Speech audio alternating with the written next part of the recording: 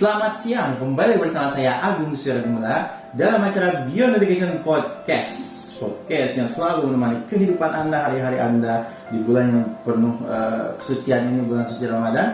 Dan kita juga selalu hadir dengan materi-materi atau sharing-sharing materi tentang coaching, motivating, parenting, dan juga materi tentang pendidikan atau misalnya isu-isu pendidikan yang terbaru gitu, terhangat ya, seperti misalnya Menteri Pendidikan yang ngurusin dulu jadi.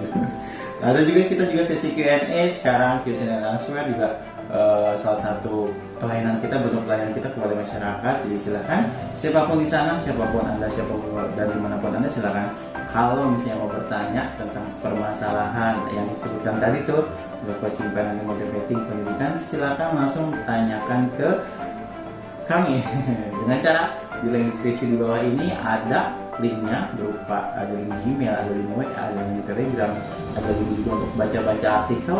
Silakan langsung diklik saja, nanti kita akan bahas dan pasti kita akan bahas seperti itu. Jadi pertanyaannya bebas ya terkait 3-4 materi yang kita sebutkan tadi, atau misalnya teman-teman mau curhat juga nggak masalah, tapi curhatnya jangan terlalu kebablasan gitu, atau misalnya curhatnya kepanjangan.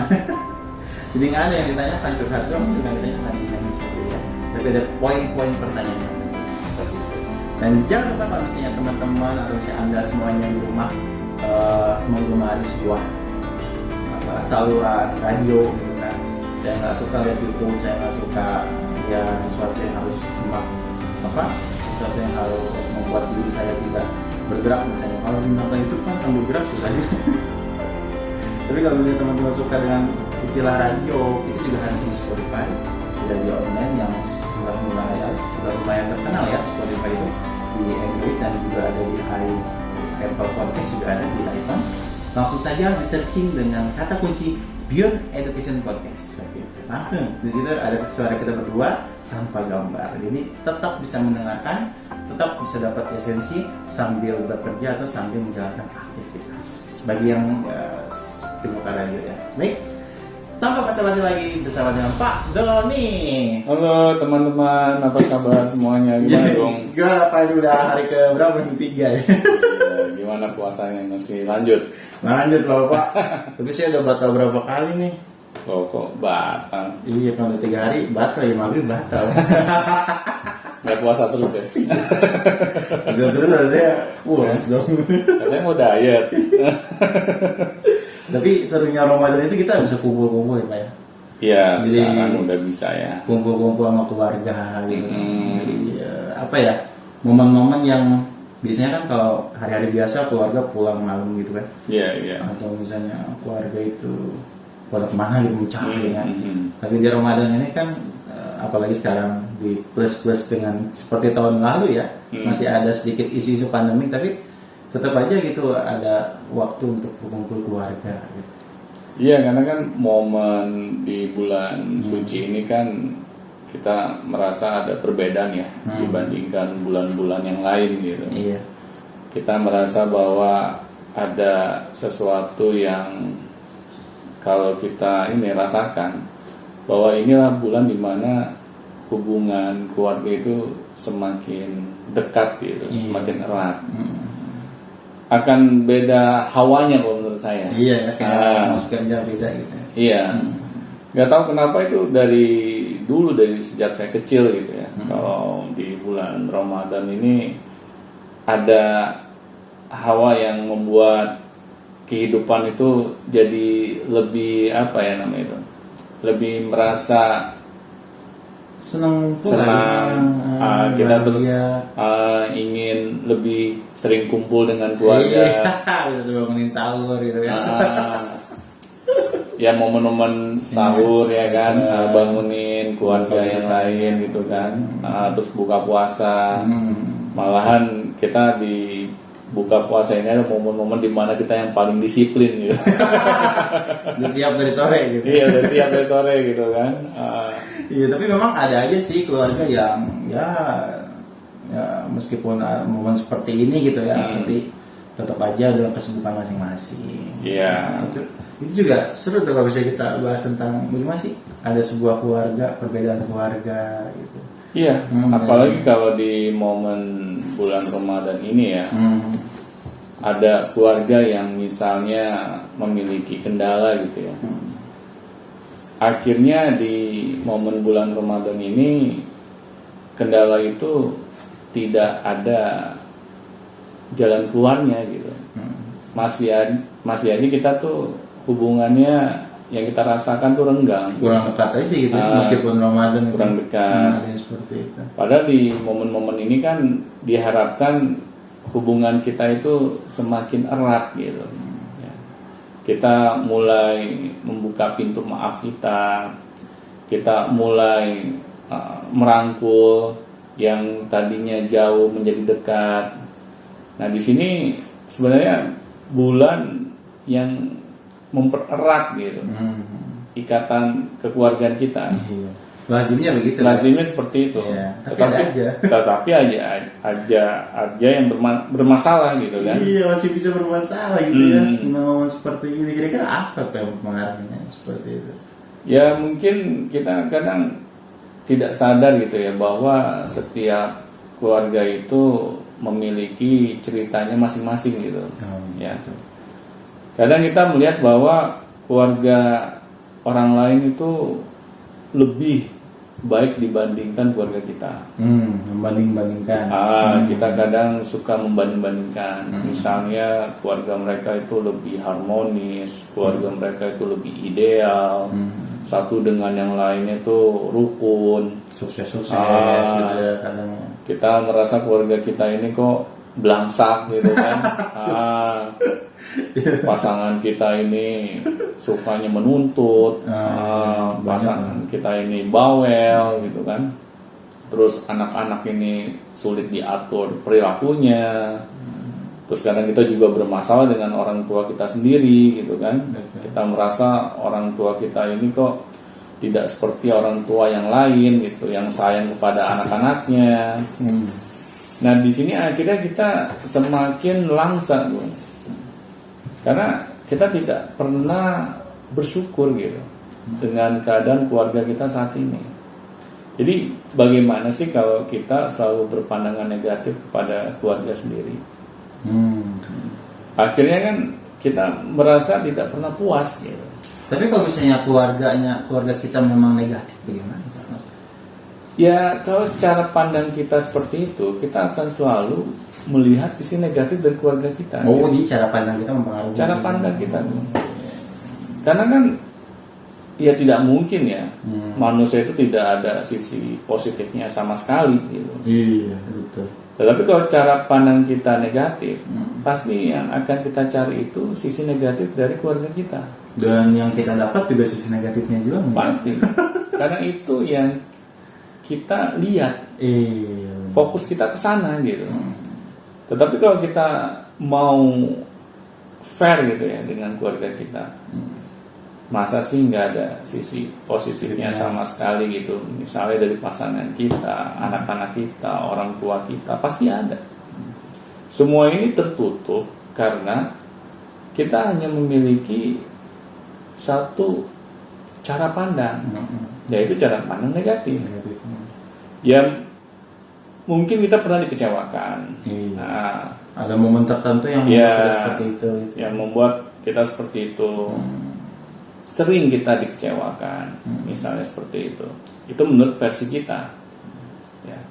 Tetapi kadang kan cara pandang keluarga kita sendiri itu bisa saja memiliki perbedaan dengan cara pandang kita. Iya, mungkin maksud keluarga kita ingin mendidik kita, ingin memberikan kita pengetahuan baru. Benar.